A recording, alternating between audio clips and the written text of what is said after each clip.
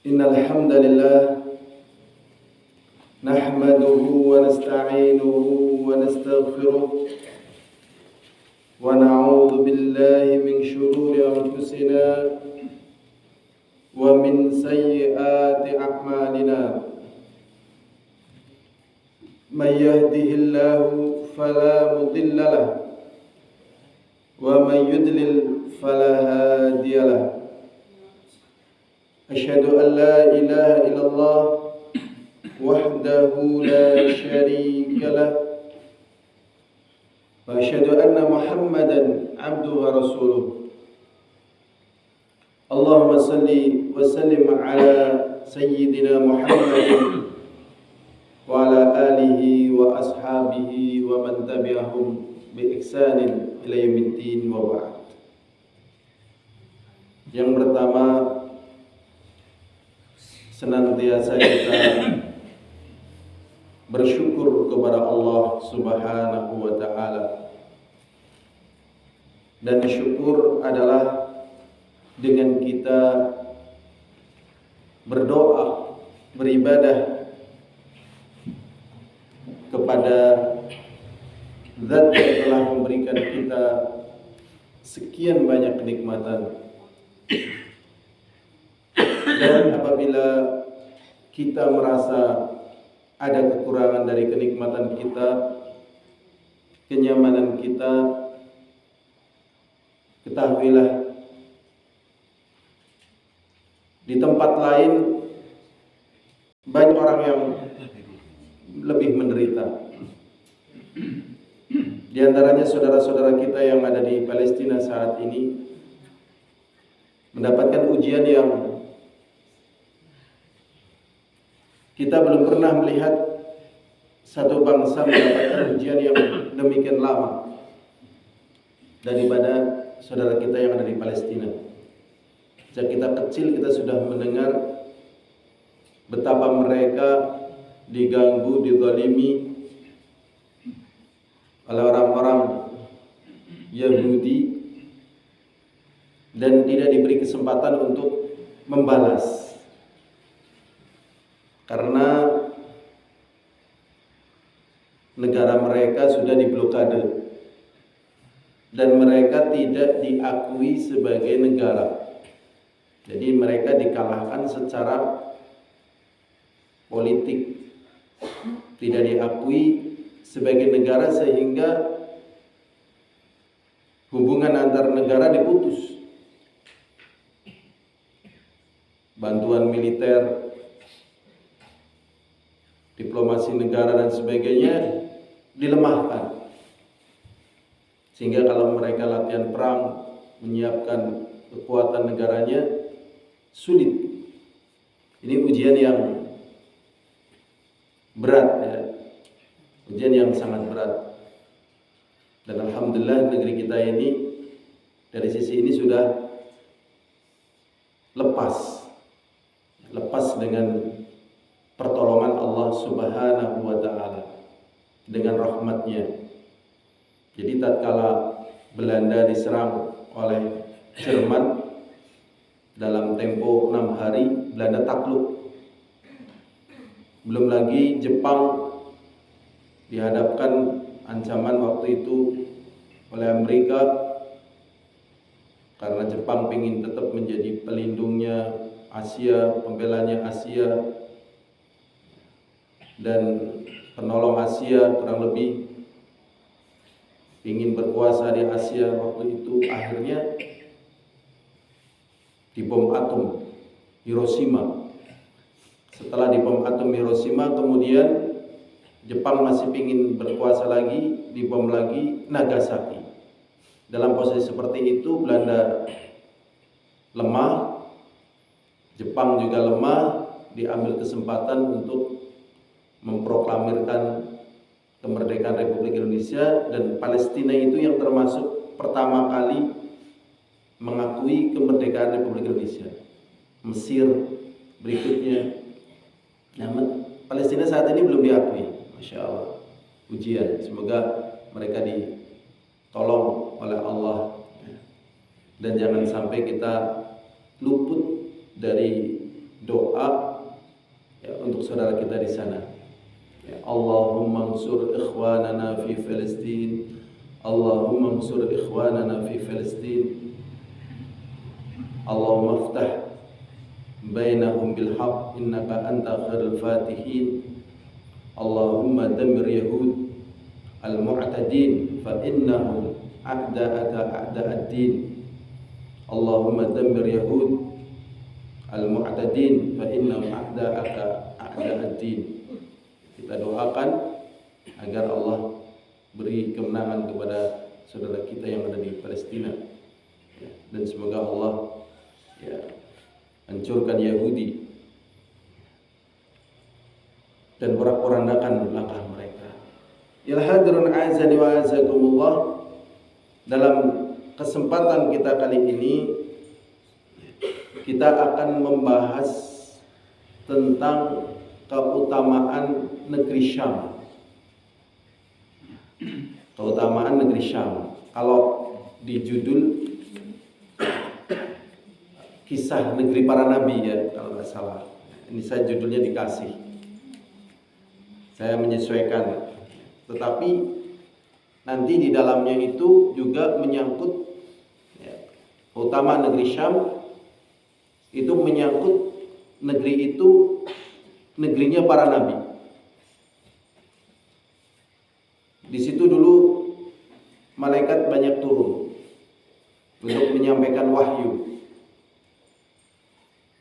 Jadi negeri ini adalah negeri yang mulia, yang diberkahi oleh Allah Subhanahu wa taala. Dan zahirnya nabi kita ya, Nabi Adam AS juga dari Syam. Nabi Ibrahim juga dari Syam, yang kemudian ke Mekah. Dan ini yang penting untuk kita ketahui, sehingga perlu kita bangun kembali bahwasanya kejadian yang terjadi saat ini sebenarnya bukan murni kemanusiaan. Sebenarnya sudah menyangkut masalah agama. Cuman dikondisikan tidak bisa berbuat apa-apa kecuali kemanusiaan. Sehingga bantuan-bantuan yang datang ke sana tidak ada berupa bantuan militer, adanya kemanusiaan. Padahal tatkala Benyamin Netanyahu itu mengabarkan bahwasanya dirinya diserang, Amerika langsung datang membawa kapal induk. Negeri-negeri Muslim ini belum ada yang mengirimkan pasukannya. Terang-terangan itu belum.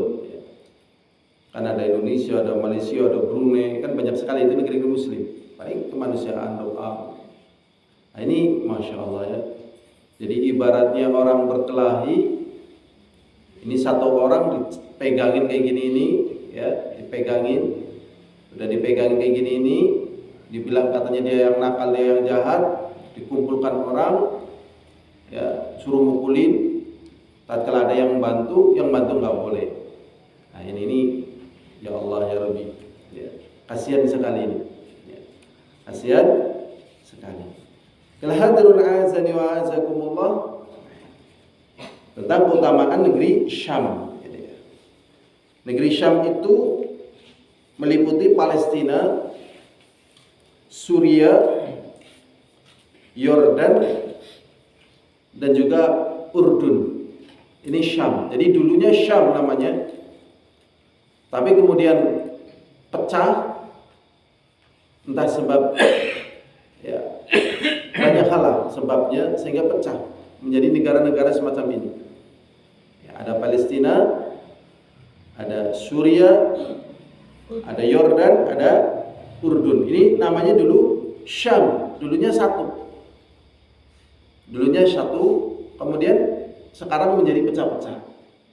Ya, Palestina aja ya ada dua ya, yang Gaza sama tepi barat. Satu negara pisah kayak gini. Ini Masya Allah ujian yang besar. Yang pertama tentang keutamaan Syam. Yang pertama tentang keutamaan Syam. Negeri Syam adalah negeri yang dibarokahi oleh Allah SWT. Ini yang pertama. Negeri yang dibarokahi oleh Allah Subhanahu wa Ta'ala. Kita ambil ayat yang pertama, bahwasanya Syam di dalamnya Palestina adalah negeri yang dibarokahi oleh Allah SWT. Kita ambil ayat yang pertama dari surat Al-Isra, karena ayat ini adalah ayat yang sangat akrab dengan kita. Dalam surat Al-Isra ayat yang pertama, Allah Subhanahu wa Ta'ala mengatakan, Subhanalladzi asra bi'abdihi laila minal masjidil haram ilal masjidil aqsa alladzi barakna haulahu linuriyahu min ayatina innahu was-sami'ul basir. Maha suci Allah Subhanahu wa Ta'ala yang telah memberangkatkan nabinya di waktu malam minal masjidil haram, dari Mekah. Dari Mekah, ini sebagai masjid yang paling utama secara mutlak, Mekah Al-Mukarramah. Jadi masjid yang paling utama Mekah. Kemudian Madinah. Kemudian Masjidil Aqsa. Ini masjid yang paling utama Mekah. Jadi kalau kita sholat di Mekah 1 rakaat sama dengan 100.000 rakaat di masjid yang lainnya.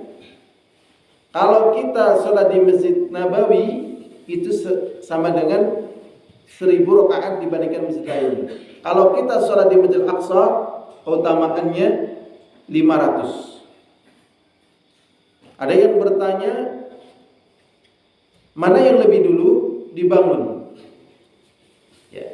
Mekah atau Masjid Aqsa? Ternyata yang lebih dulu dibangun ini adalah Mekah. Dibangun oleh Nabiullah Ibrahim alaihissalatu wassalam. Ya, ada yang membawakan riwayat pondasinya ada yang sudah dikasih cikal bakal oleh malaikat Mekah ini. Kemudian ditanya lagi, yang bertanya sahabat kepada Rasulullah, ya Rasulullah, berapa jarak antara pembangunan Mekah Al-Mukarramah dengan Masjid Aqsa? Rasulullah menjawab, rentan waktunya 40 tahun. Kemudian Nabiullah Ibrahim membangun di sana Masjid Aqsa, rentan waktu berapa? 40 tahun. Jadi 40 Mekah dulu, 40 tahun kemudian beliau ke sana, ya, kemudian bangun Masjid Aqsa.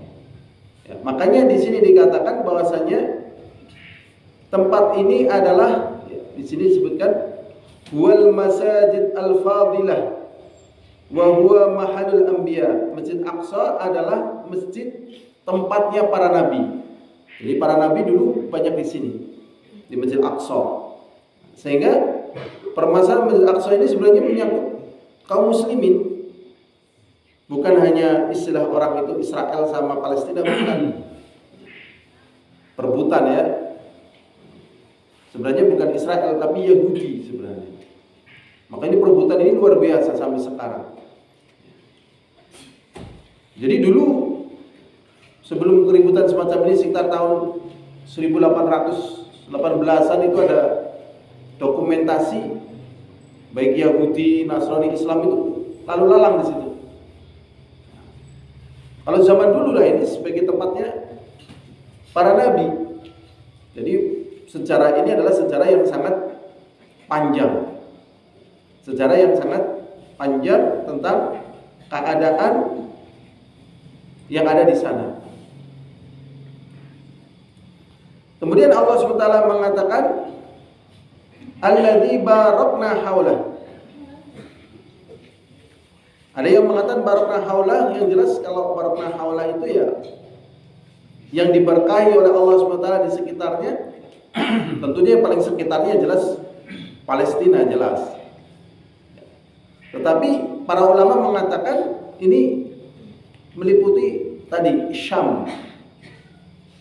Ya, ada Palestina, ada Yordan, ada Syria, ada Urdun. Ini negara-negara yang disebut dengan Syam. Yang dulu Rasulullah SAW kalau berdagang juga ke Syam. Rasulullah dagang ke Syam.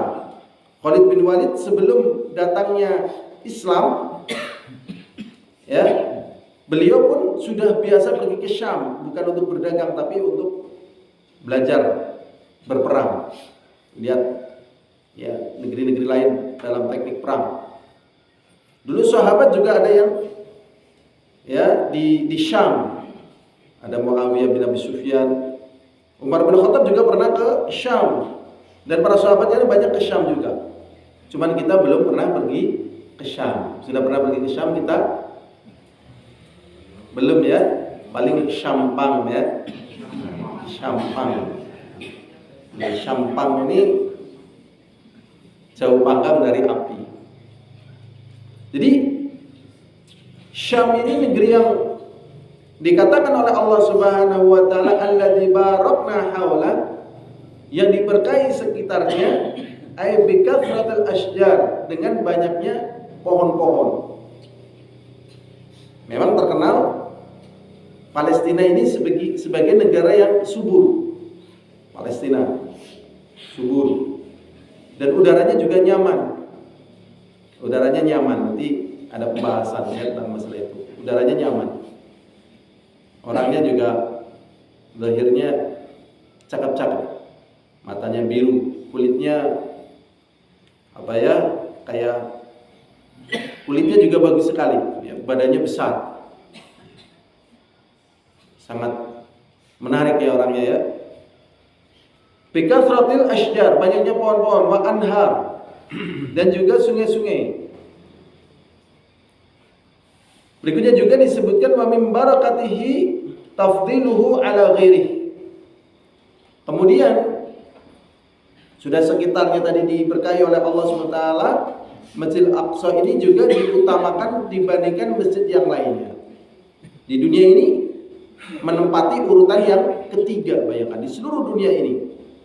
Yang pertama Mekah, yang kedua Madinah, yang ketiga adalah Masjidil Aqsa. Kalau kita sholat 1 rakaat di sana sama saja seperti 500 rakaat. Wa min barakati tafdiluhu ala ghairihi minal masjidi siwal masjidil haram wa masjidil Madinah. Jadi nomor 1 setelah Masjidil Haram dan Masjid Madinah. Wa annahu yudlabu syaddu rihal ilaihi lil ibadah was shalah fi. Dan sesungguhnya kalau kita mau melakukan wisata ibadah yang disebut dengan syaddu rihal, di antaranya ke Masjidil Aqsa. Mekah, Madinah, Masjid Aqsa. Perjalanan ibadah.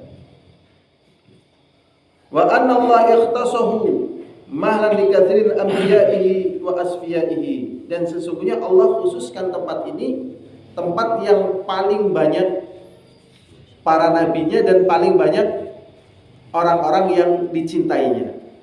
Ini di Syam tadi, di Masjid Aqsa tadi. Ya. Jadi kisahnya sangat panjang, ya, para nabi banyak di situ, para sahabat nabi banyak di situ, para malaikat juga turun di situ. Kemudian para ulama juga banyak lahir di situ. Ada satu universitas tertua di dunia tapi sudah dihancurkan pas kemarin yang di Syria, itu namanya Aleppo, Babul Halab. Nah, ini sejarah tua ini, Babul Halab di Aleppo, Syria. Masuk wilayah Syam. Sekarang tinggal Palestina ini yang lagi dihancurin. Ya. Dulu ya Haikal Sulaiman juga di Aqsa.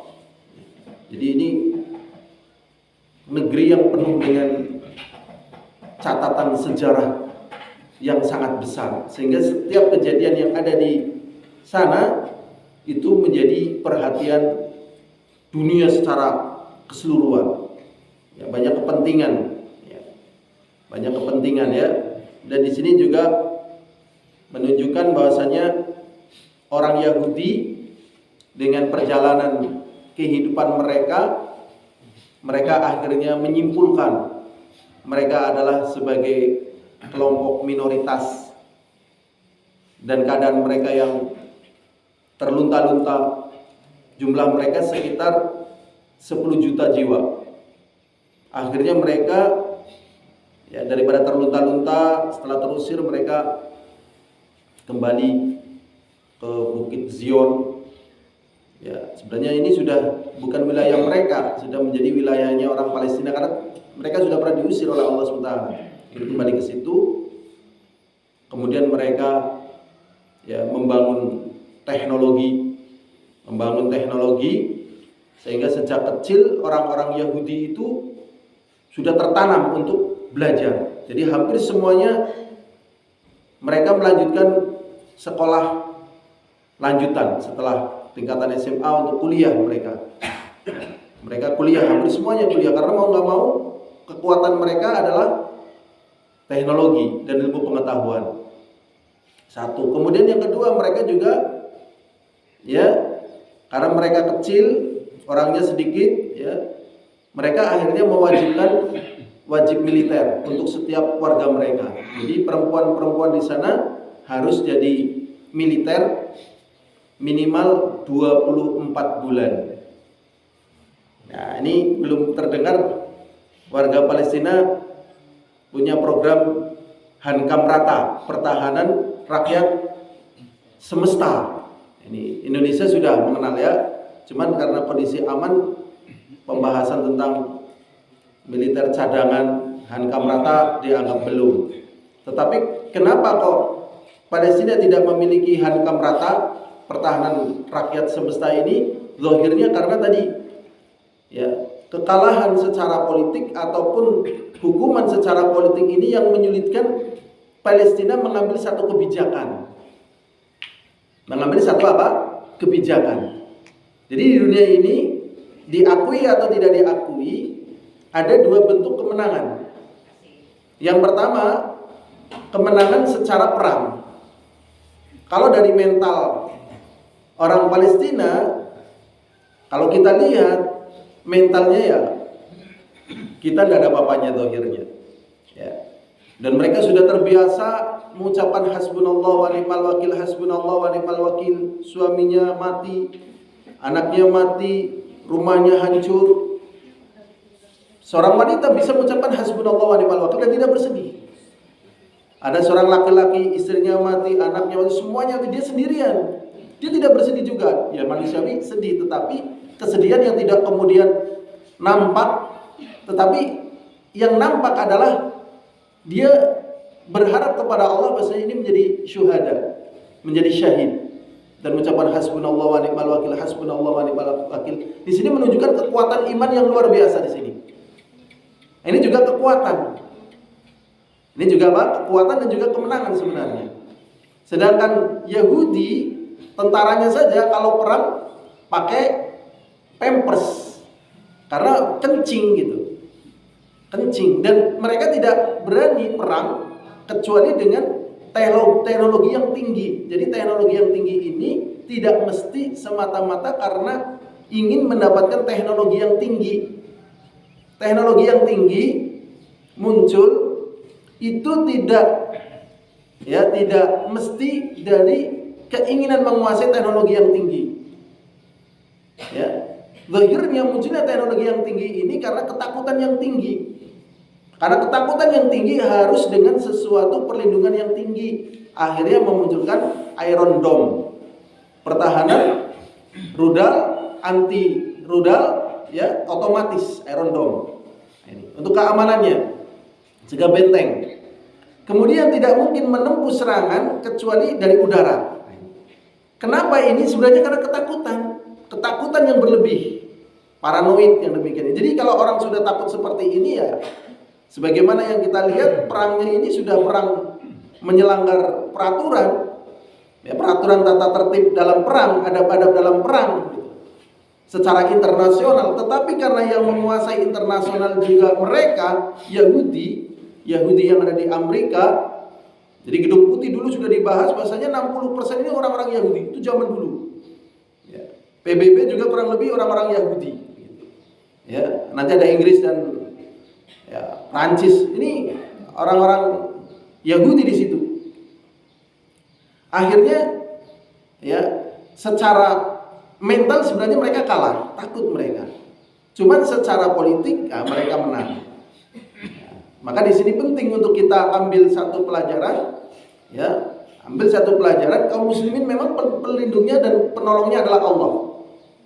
Pelindungnya dan penolongnya adalah Allah SWT.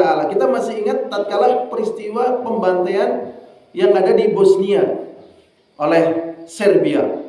Ya, Bosnia Herzegovina oleh Serbia. Kenapa Bosnia waktu itu kemudian dibantai? Jadi Bosnia ini dulu pernah membantu Nazi Jerman dulu sejarahnya. Juga pernah gabung sama Rusia waktu itu. Pernah sama Rusia yang jelas. Nah, Rusia waktu itu juga anti Yahudi. Nah, Bosnia menganggap ini sebagai jihad. Nah, ternyata dendamnya itu kambuh. Terjadi pembantaian di Bosnia. Tatkala terjadi pembantaian, akhirnya di antaranya utusan dari Bosnia, seingat saya ada juga yang ke Gombong itu. Gombong juga cerita bahwasanya yang bisa menolong kita adalah Allah. Maksudnya dia sudah meminta bantuan ke PBB dan seterusnya, cuek. Dalam hal ini PBB juga cuek. Ya. Padahal kalau PBB mau jujur, mau adil, mau sesuai dengan hukum yang mereka terapkan, kalau dulu ya, kita kembalinya istilah orang flashback apa ya? Kalau dulu ya, ada 3 slogan. Ya, Nippon Cahaya Asia, Nippon Pelindung Asia, Nippon apa ini yang belajar di SMP waktu itu? Ini pelajaran SMP. Pelindung Asia. Nah, Nippon Jepang ini memang dulu pernah pingin seperti itu. Tetapi Nippon ini bahasa Jawa niki wis nedak gitu. Jepang ini udah wah iki wis ora bisa dipenging ke bocah iki. Nippon kowe aja kayak kowe iki wis ora genah kowe. Tapi dia tetap berusaha, maju terus, mentalnya berani. Kowe ora bisa diomongi. Akhirnya dijatuhkan bom atom di mana itu? Hiroshima. Pisan.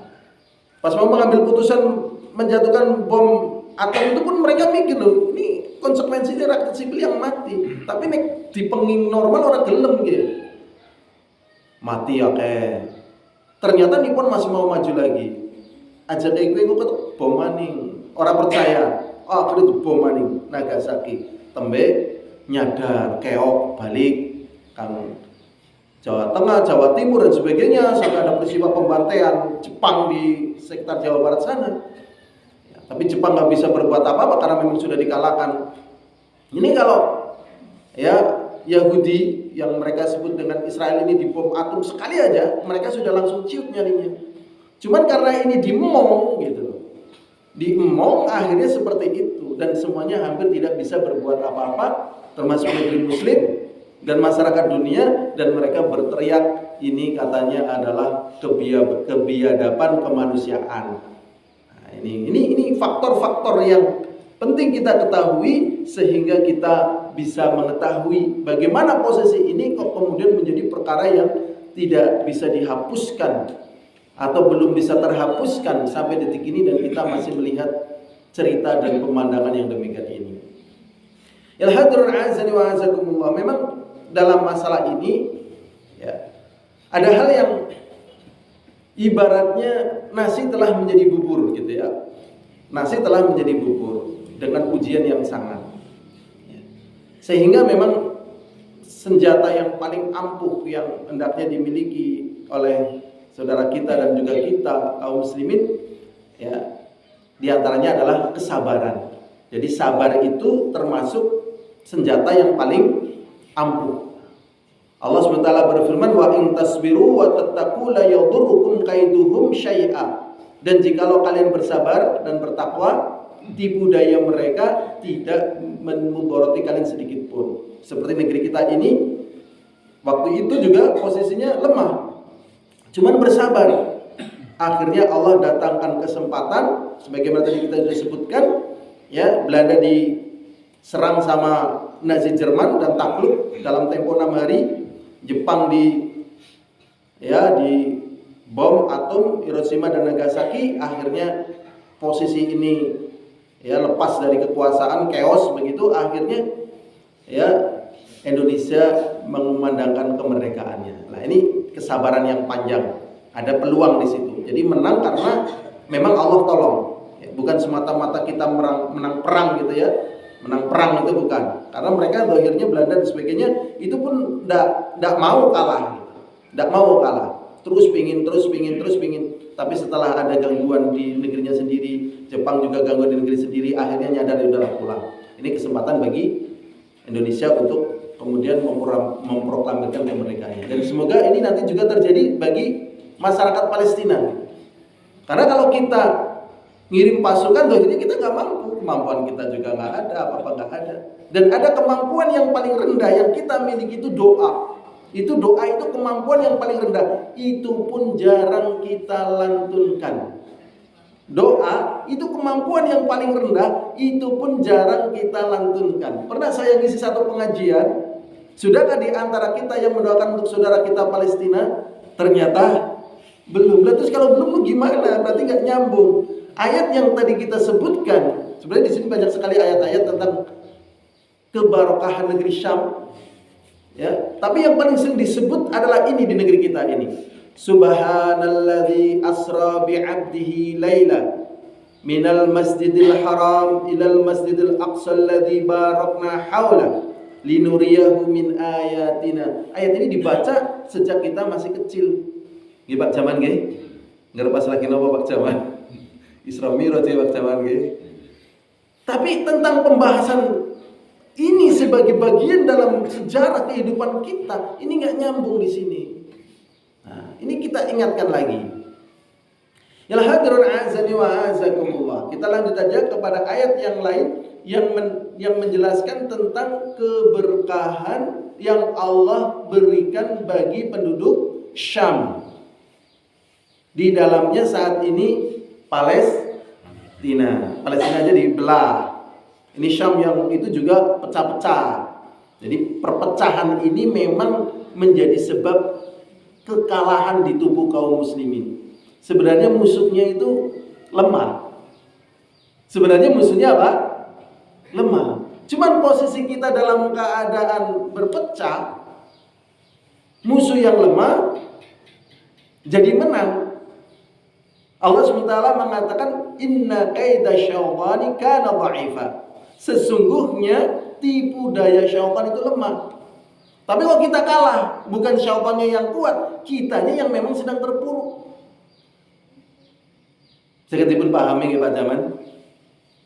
Allah SWT menjelaskan begini Pak Jaman. Inna kaida syaitani kana dha'ifa. Sesungguhnya tipu daya syaitan itu lemah. Tapi kok setannya yang menang, padahal Allah mengatakan tipu dayanya lemah. Ini kenapa?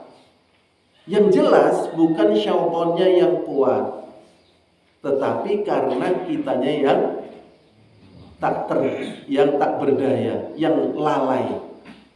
Kitanya yang lalai. Jadi karena kita itu lalai sebenarnya, sehingga syaitan yang kuat, syaitan yang lemah menjadi menang.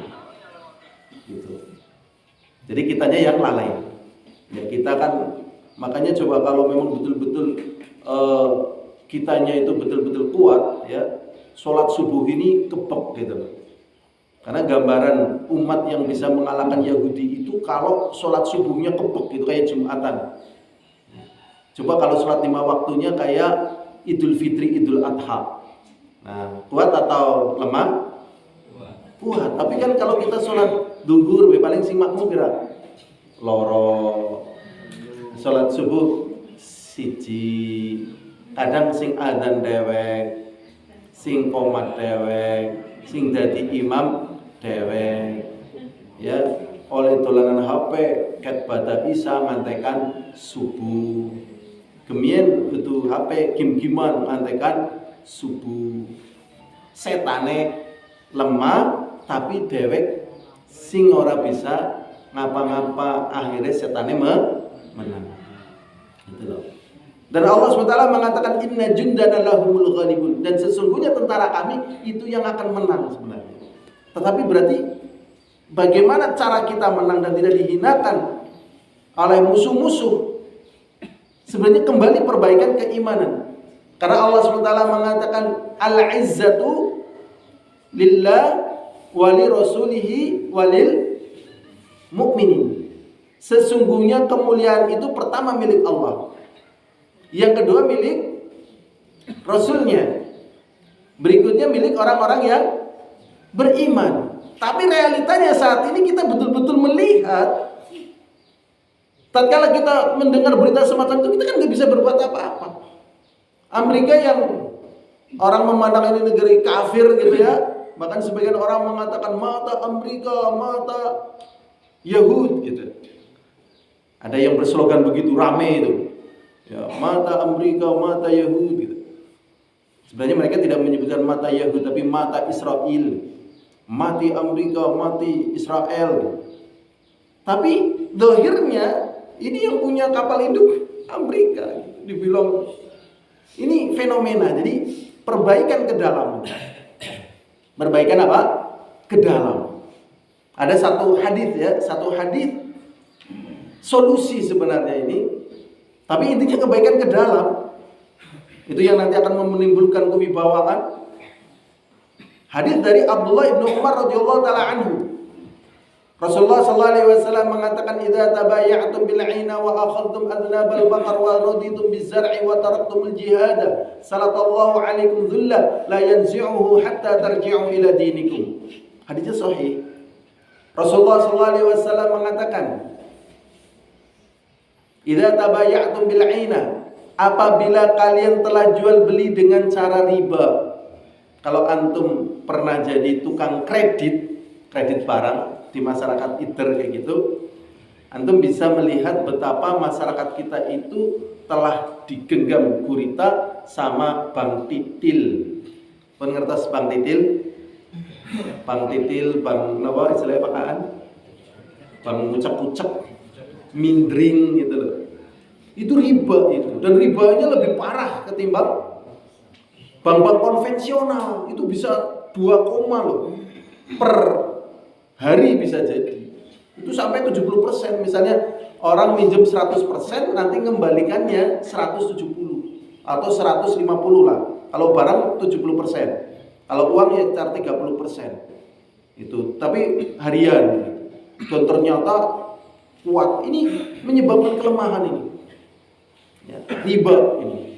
Sementara orang mengatakan, lah sikin nek ora utang ya orang duwe, kayak motor utang wis lunas, kayak rumah utang, kayak kabeh utang lah siki sapa jajal, utang karo sapa. Nah, dari sisi ini mental sudah kalah nih. Ya, seharusnya kita silaturahmi ya ke saudara kita dan seterusnya ya, dari orang-orang yang menjadi bagian itu kita silaturahmi. Kebanyakan orang silaturahminya ke tempat bank, ya enggak? Bank, ya Pak, anu sertifikatnya, kayak persyaratannya, itu. Dan silaturahminya ke bank, silaturahminya ke bank rapi, bank antar ngapa sih? Ya, kayak ngajukan pinjaman. Rasulullah mengatakan, idza tabaya'tum bil 'aina, apabila kalian telah jual beli dengan cara riba. Wa akhadtum adnabal baqar, dan kalian ridha dengan kebodohan, ngambil ekor apa? Kerbau, bodoh. Ya. Jadi analisa yang terjadi kadang nggak sesuai yang diharapkan. Kalau analisanya nggak sesuai dengan yang diharapkan, ya hasilnya nggak sesuai yang diinginkan. Wa akhadtum adnabal baqar wa raditum bizar'i, dan kalian sudah lebih rela ridha dengan sawah ladang. Ya, sawah ladang ini bahasa zaman dulu, ya. Dan memang sawah ladang zaman sekarang juga meninabobokan. Kadang sudah waktunya sholat asar, lah ongkean tembe engko 4:30. Kalau sekarang asarnya jam berapa? 2:30. Orang biasanya 4:30 ganggu. Tapi sekarang ada sawah ladang coblosan. Jadi kalau pas lagi coblosan duitnya gelem metu akeh, ya kan? Ya kan, akhirnya perhatian terhadap agama kecil. Ngertos ya coblosan nggih? pemilihan. Nah, itu kan jadi orang terfokus di situ. Waraditum bizar'i, dan kalian ridha dengan sawah ladang tadi. Wa taraktumul jihad, dan kalian meninggalkan jihad. Apa yang dikata Rasulullah? Salatallahu alaikum dhulla, maka Allah akan menimpakan kalian kerendahan. Kerendahannya seperti saat ini kita terasa sebenarnya ini. Walaupun kita bisa cuek, tapi ini gambaran kerendahan kita. Kalau zaman dulu ada sahabat tidur, Yahudi mau lewat takut. Yahudi mau lewat apa? Takut. Padahal sahabatnya tidur. Sekarang kaum muslimin melaknat Yahudinya nggak ngaruh. Ya, Yahudinya nggak ngaruh. Dikatakan kamu melanggar perang nggak ngaruh, tetap jalan terus. Ini ucapan Rasulullah SAW. Salatallahu alaikum dhulla, akan ditimpakan kepada kalian kerendahan. La yanzi'uhu, kerendahan itu tidak akan dicabut oleh Allah. Sehingga kaum muslimin wibawa. Dulu kalau ada demit, ya mau lewat dalam satu jalan, ternyata demitnya ini lihat Umar dalam satu jalan, demitnya ngacir. Sekarang kalau misalnya ada di antara kita lihat demit, lihat setan, misalnya di kuburan jam 1 malam, yang ngacir kitanya atau demitnya? Sekarang loh, kita jam 1 malam di kuburan sendirian, ya tiba-tiba ada demit muncul, yang lari demitnya atau kita? Jangankan di kuburan, di rumah, Pak, ngapa aku kancane mengkamar mandi? Oh, jaga tahajud. Ternyata kamar mandi turu maning. Di rumahnya aja takut sama apa? Demit. Ini berbahaya ini. Dulu syaitan mau lewat, Umar lewat dalam satu jalan langsung lari. Jadi syaitannya takut. Ini kepada Umar, bagaimana kepada Rasulullah? Lebih takut lagi. Nah, sekarang kita sama syaitan itu sudah banyak kalah ya. Makanya ada dulu waktu kecil itu ya, gerturune krainen ya, kupingmu diuyui setan ya kan. Sebenarnya setannya itu tidur di sini, khaysyubihi, di lubang hidung. Jadi barang siapa yang ketiduran ini, kecuali di illa istahwadathu syaitan, kecuali dikalahkan oleh syaitan. Ini fenomenanya begitu. Ya, ini.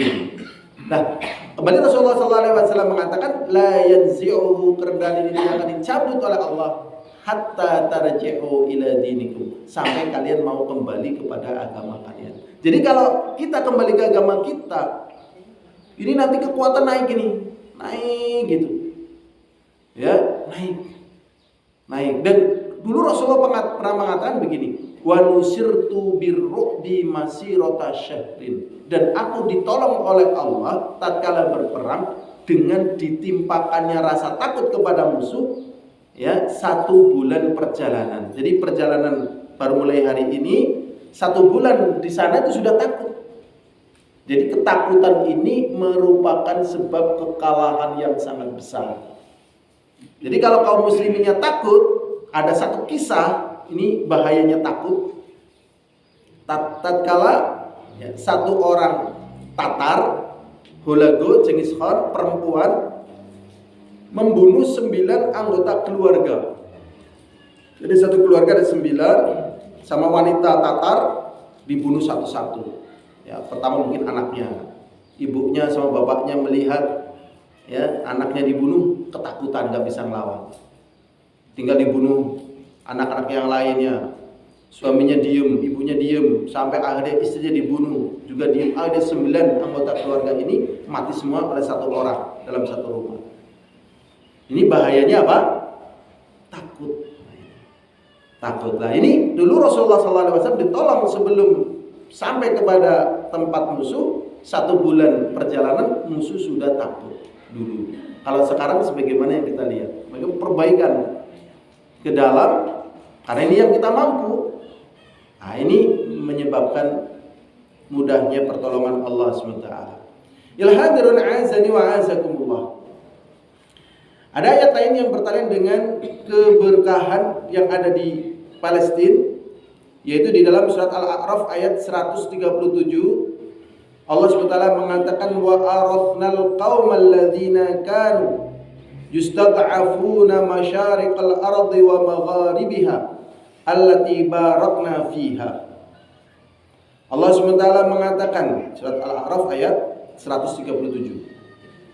Wa arafnal qaumal ladzina kanu yustad'afun, dan kami wariskan bumi ini kepada satu kaum yang dahulunya pernah ditindas oleh timur dan baratnya, allati barakna fiha, yang kami berkahi di situ. Jadi dulu negeri ini pernah ditindas, kemudian Allah berkahi. Kemudian juga Allah SWT mengatakan di dalam surat Al-Anbiya ayat 70-71, wa aradu bihi kaidan faj'alnahumul akhsarin wa najaynahu lutan ilal ardi allati barakna fiha lil alamin. Wa aradu bihi kaidan, dan mereka menginginkan kehancuran, tipu daya kepada Nabiullah Ibrahim alaihissalatu wassalam dan juga keponakannya Nabi Lut, dari negeri Kan'aniyun. Negeri Kan'aniyun adalah negeri Irak, Nebutan, kalau tulisan Latinnya itu Nebukadnezar, tapi Nahbutassorah, Babilonia, Irak. Dulu pernah mengejar-ngejar Nabi Ibrahim dan Nabi Lut, akhirnya lari. Kemudian Allah katakan fajalnahumul akhsarin, maka mereka yang ngejar ini, Babilonia, Nebukadnezar tadi, menjadi orang-orang yang sangat merugi. Wa najainahu, kemudian kami selamatkan baik Nabiullah Ibrahim alaihissalatu wassalam tatkala hijrah dari Irak Kan'aniyun tadi, wa Lutan juga Lut, ilal ardi allati barakna, kepada bumi yang ke bumi atau negeri allati barakna fiha, yang kami berkahi di dalamnya, lil alamin, bagi alam ini, yaitu Syam. Jadi dikejar di Irak, hijrahnya kemana? Ke Syam. Ini ayatnya banyak sekali tentang masalah keberkahan yang Allah berikan kepada Syam. Kemudian kita lanjutkan lagi pembahasannya. Bumi Syam ini adalah tempat berkumpulnya manusia di hari kiamat. Jadi nanti perangnya nanti di Syam ini. Jadi nanti di Baitul Maqdis, Allah munculkan Imam Mahdi, keturunannya Nabi Isa, Muhammad bin Abdullah. Jadi ada yang membawakan kisahnya. Awalnya dia adalah seorang biasa, pas ibadah di Madinah, kemudian tiba-tiba Allah SWT menjadikan dia menjadi seorang yang alim. Akhirnya orang-orang di Madinah minta, ayo kamu jadi pemimpin. Awalnya dia tidak mau, tapi semua orang minta, akhirnya dia mau. Dia berangkat ke Palestina. Dan akhirnya semuanya dikumpul di Palestina. Telah terjadi peperangan yang luar biasa ini. Luar biasa sampai orang-orang Yahudi sembunyi di batu-batu. Hei kaum muslimin, sesungguhnya nih Yahudi ada di belakang saya, bunuhlah dia. Semuanya bilang. Jadi Yahudi ketakutan. Dan ini sahih masalah yang demikian ini, kecuali pohon gharqad yang disebut dengan pohon Yahudi. Dan sekarang Yahudi juga menanam pohon ini, namanya pohon gharqad. Jadi Syam adalah tempat berkumpulnya manusia di hari kiamat nanti, berkumpul manusia. Allah SWT berfirman di dalam surat Al-Hasyr ayat 2, "Walladzi kharajal ladzina kafaru min ahlil kitab min diyalihim li awwalil hasyr." Dia Allah lah yang mengeluarkan orang-orang kafir dari kalangan ahlul kitab, dari kampung-kampung mereka, li awwalil hasyr, pada hari pengusiran yang pertama. Jadi kumpul nanti diusir, akhirnya mereka kumpulnya di Syam, di Palestina ini. Makanya tetap menjadi perhatian karena memang banyak hal yang menjelaskan ke arah sana. Kemudian juga di dalam hadis yang diriwayatkan oleh Imam Ahmad, Rasulullah SAW mengatakan, ha huna tukhsyaruna thalathan rukbanan wa musyatan ala wujuhikum thumma fil akhiril hadith qala ibnu Abi Bukair fa asyara bi yadihi ila Syam fa qala ila huna tukhsyarun, akhrajahu Ahmad. Rasulullah SAW mengatakan disinilah mereka akan dikumpulkan. Jadi diusir dari negeri mereka dan kemudian dikumpulkan. Disinilah mereka akan dikumpulkan, disinilah mereka akan dikumpulkan. Mereka berjalan dari negeri-negeri mereka dengan naik kendaraan atau dengan jalan kaki. Dan juga ada juga yang merangkak. Kemudian di dalam akhir hadis berkata Ibnu Abi Bukair, fa asyara bi yadi ila Syam. Kemudian mereka siapa tadi? Ibnu Abi Bukair mengatakan ya dengan mengisyaratkan ke negeri ini, yaitu ke negeri Syam. Jadi nantinya akan berkumpul manusia di akhir zaman ke Syam. Berikutnya di antara keutamaan Syam yang ketiga yaitu para malaikat mengepakkan sayapnya untuk menaungi negeri Syam. Rasulullah SAW mengatakan, Tuba li Syam, tuba li Syam. Kebahagiaan atau keselamatan bagi penduduk Syam. Tuba li Syam, kebahagiaan dan keselamatan untuk negeri Syam. Qultu, ma balu Syam? Kemudian sahabat ini bertanya, apa sih keberadaan Syam itu? Rasulullah mengatakan al-malaikatu basitu ajnihatiha ala Syam. Sesungguhnya para malaikat membentangkan sayap-sayapnya untuk Syam. Untuk Syam itu ya negeri Syam. Ini keutamaan negeri Syam dan itu tidak ada pada negeri-negeri yang lain. Indonesia tidak ada dalil yang menjelaskan masalah itu, ya kan? Ada nggak? Tuba di Indonesia, tuba di Indonesia ada? Nggak ada. Nggak ada kan? Indonesia dalil-dalilnya nggak ada semua. Tapi Allah Maha Adil, Maha Sayang. Di sini dohirnya sih nggak ada para nabi ya. Walaupun ada teman saya, pas saya di tempat dia dokter, ya, dia pas lagi ngisi saya di tempatnya, ya, di kamarnya, terus dia jelaskan, ya mungkin ada nabi di Indonesia, ada nabi di Indonesia bahkan, karena nabi yang wajib kita ketahui kan 25, nabi dan rasul. Ya, tetapi yang disebut dalam hadis ada 350 sekian. Tetapi jumlah 350 sekian ini itu pun tidak menunjukkan jumlah nabi sebanyak cuma terbatas pada itu, bahkan lebih banyak nabi. Ya. Cuma tidak tahu namanya dan tidaklah nabi diturunkan kecuali dengan bahasa kaumnya. Nah, dimungkinkan di Indonesia juga ada nabi, cuman pakai bahasa kaum kita, bahasa Jawa dan sebagainya, mengajari agama. Cuman secara nas kan belum ada dalilnya, ya kan? Secara nas. Tetapi Allah Maha Adil, Maha Sayang. Walaupun tidak ada nabi, tidak ada rasul di negeri kita ini termasuk negeri yang paling indah, aman, tentram. Maka jangan sampai keindahan, ketentraman yang ada di negeri kita ini menjadikan kita terperdaya. Ada saudara kita di sana, walaupun mereka yang mendapatkan ujian, tetapi sejatinya ujian yang mereka dapatkan itu juga ujian bagi kita. Kalau kita tidak mendoakan, ya jadinya bisa jadi kita dipertanyakan keislaman kita, karena Rasulullah mengatakan al-muslimu akhul muslim. Muslim yang satu saudaranya muslim yang lain. Idza syaka, ya, ada lagi hadis yang menyatakan ya, al-muslimu kal jasadil wahid. Muslim itu seperti satu tubuh. Idza syaka minhu udwun tada'a lahu sa'irul jasadi bisahri wal humma. Apabila ada satu organ tubuh yang sakit, maka langsung memanggil sekujur tubuh ini bisahri wal humma, dengan demam dan panas.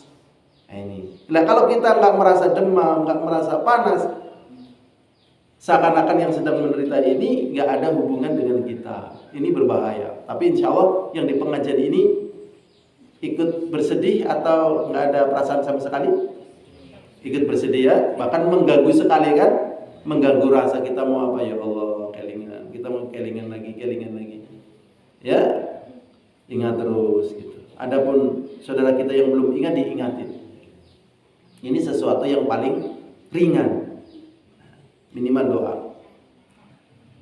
Ya, walaupun tadi tidak dapat nabi rasul, tetapi negeri kita ini sebagaimana kita lihat sangat indah. Jadi ya,